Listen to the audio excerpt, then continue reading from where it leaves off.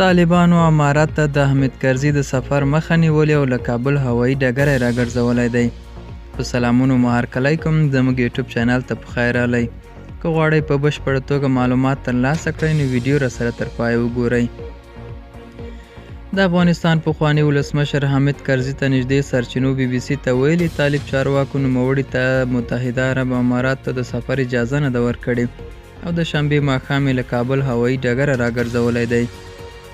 سرچینې وایي ښاغلي کرزي غوښتل چې د متحده عرب اماراتو ولسمشر او د ابوظبي امیر شیخ خلیفه بن زاید بن سلطان آل نهیان فاتحه کې د ګډون او غمشریکۍ لپاره امارات ته ولاړ شي. طالبانو لا په دې اړه کوم غبرګون نه دی ښودلی، خو په تیر کې هغه ریپورټونه رد کړي چې ګواکې پر پخوانیو چارواکو د سفر کوم بندیز لګېدلی وي. پر افغانستان د طالبانو بیا واکمنېدو راهیسې حامد کرزي، ډاکټر عبدالله عبدالله او فضل هادي مسلمیار هغه څو سیاسي مشرانو چې په افغانستان کې پاتې شوي وو سرچینو BBC ته ویلي متحده عرب امارات ته د پخواني ولسمشر کرزي د سفر ټول تدابیر نیول شوي وو او تمه یې کېده د شنبې پر ورځ دا سفر ترسره شي، خو طالب چارواکو یې مخه نیولې ده.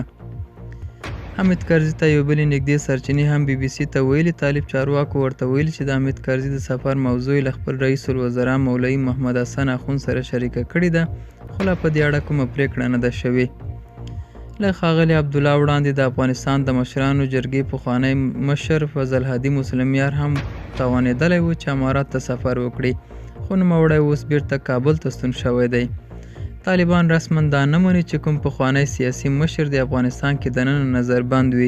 دوی تل افغانستان کې د حامد کرزي او ځینو نورو سیاستوالو پاتې کېدو ته په اشارې وایي له هېچا غچ نه اخلي او ټول وګړي او پخواني چارواکي کولی شي چې هېواد ته راستانه شي.